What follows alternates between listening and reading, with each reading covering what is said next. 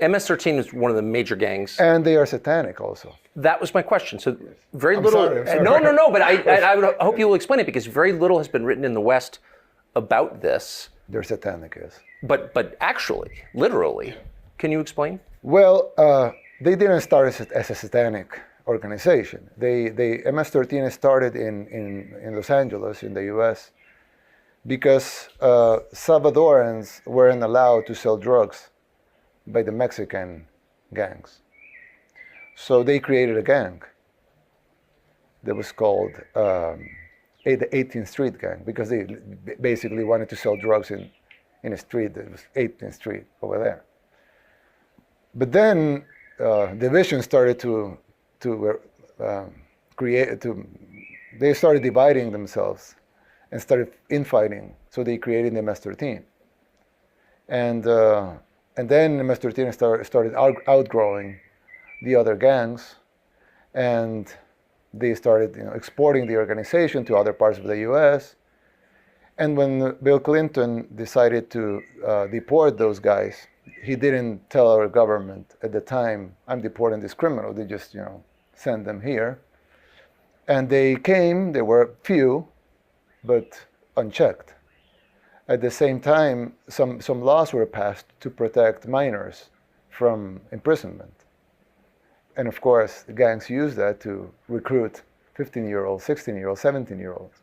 So at the beginning it was, some youth causing harm, assaulting, trying to control their territory, selling drugs, things that are bad, but probably not critical. But they grew, and they started controlling territories. A few years later, they were actually a huge international criminal organization that they have bases in Italy, Guatemala, Honduras, El Salvador, the U.S. Basically, a lot of major cities in the U.S. will have strongholds of. Right outside Washington, D.C. Yes, of course. And you have in Long Island and yes. In L.A. It's a huge criminal international organization.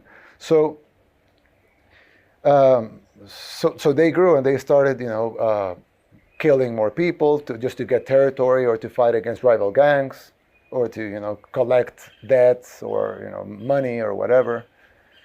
But as the organization grew, they became satanic. They started doing satanic rituals. I don't know exactly when that started, but it was well documented. Yes. And in our arrest, we've even found authors and things like that. Yes, I've seen them. And so they became a satanic organization. And even when you sometimes when you interview gang members that are in prison, they would say, "I'm out of the gang." Of course, they're in prison, but they would say, "I'm not a member of the gang anymore." And when they asked them why, I remember I remember the news outlet that made it this, but it's a very well-known news outlet that made this interview with a gang member in person. We allowed them to go into prisons and do the interviews. And the guy that they asked him, "How many people have you killed?" And he said, "I don't remember." He didn't remember how many, probably 10, 20. He didn't remember. And then they asked him, "And what is your position in the gang?" He explained how he went up in positions, but I left the gang. I said, "Why did you left the gang?" And he said, "Well, because I was used to kill people, but I killed for territory. I killed to collect money. I killed for extortion.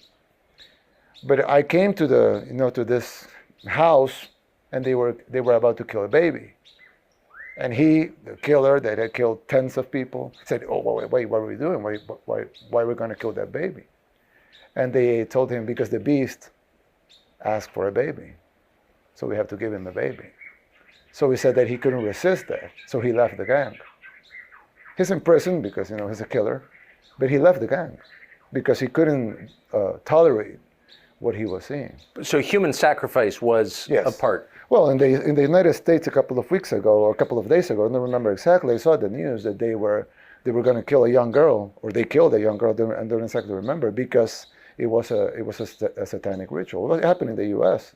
a couple of weeks ago. So that's almost never described No. in English language press as clearly as you just described it. No. Which is weird. right? Well, you sort of wonder why. Yeah. If there's a spiritual component that's driving it, why not just say so? Yes. But I guess my point is you saw it as that. Yes, of course. There's a spiritual war and there's a physical war. And the physical war could be, that's the unofficial. Yes. That's the unofficial version. The spiritual, if you win the spiritual war, it will reflect into the physical war. So I don't know how to call it, our impressive